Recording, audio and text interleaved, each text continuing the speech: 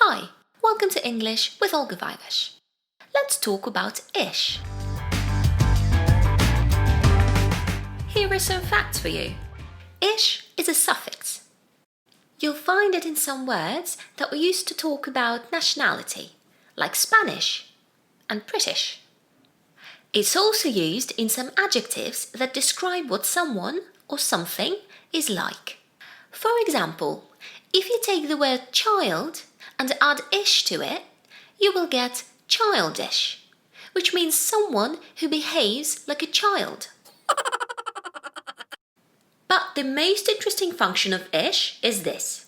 You can add it at the end of an adjective or adverb to make them sound more vague, less certain. For example, if you're not very hungry, you can say, I'm hungry-ish. And then you can have a smallish slice of pizza. In the same way, you can be vague about numbers, times, and quantities. But that's not all.